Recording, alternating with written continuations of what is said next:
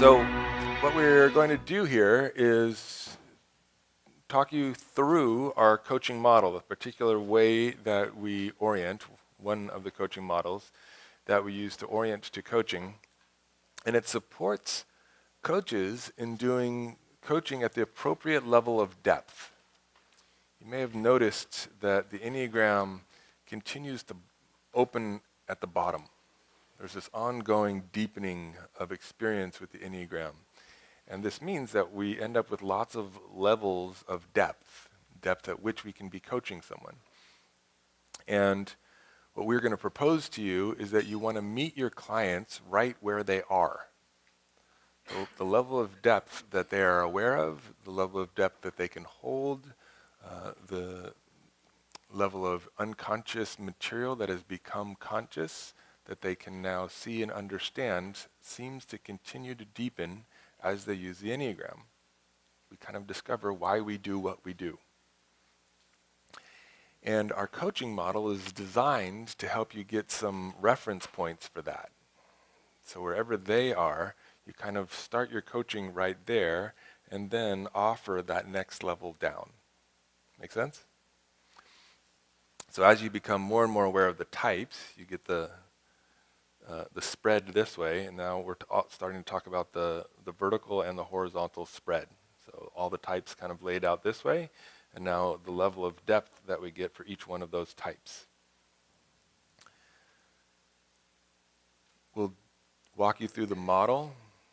We'll do a live demo of coaching, so you'll see the demo up here. We'll debrief the demo. We'll pull it apart. We'll talk about what we want you to do when you're coaching each other.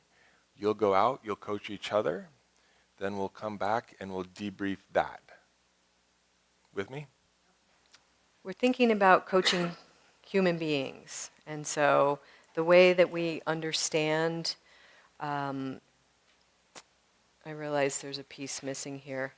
The way that we understand, can I get a marker? Thank you. This is kind of this whole collection here of everything that is in the highlighted boxes. We call it by a lot of different names, but what I'm going to call it right now is worldview. So each of us is coming to life with our particular worldview. And our worldview is made up by many, many, many things. Our history, our gender, our culture. So much so that it's this amazingly complex interpreter of life. And the interpreter is us. So in some ways, we are our worldview. And based on our worldview, we take actions in the world. And when I use behaviors, I actually mean everything. I mean our physical behaviors, our emotional patterns, our thought patterns, kind of everything that we do in the world comes out of our view. So behaviors is meant to capture all of it, whatever it is that we do. Do, think, say, feel. Out of our behaviors are the results that we get in the world. And those results reinforce how we see the world. So this loop is reinforced throughout our life. With coaching, what we're trying to do is come in often to change the results. So much coaching, the way it's done, is people go right after the results. Well, let's just try to have you get different results. And we're going to head on directly into the results. By changing behavior. By working here. So we're going to say, do this, don't do that. So if you think about it in your own life, how well does it work for somebody to tell you, do this, don't do that? If you could have, you already would have. Yep. Yes. Literally, that's how I think about it all the time. Yeah, if I could do that, I'd be doing it right now. So just telling me I should do it is really just mainly irritating.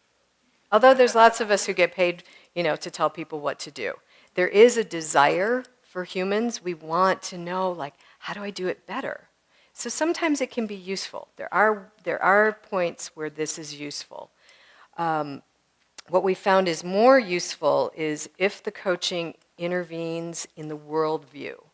If it actually has an impact on that, changes it for the better, so that the behaviors, actions, thoughts, feelings that come out of it create better results in your life. And that's the reinforcement that we want, is that you're getting better and better results that are actually positively influencing your worldview.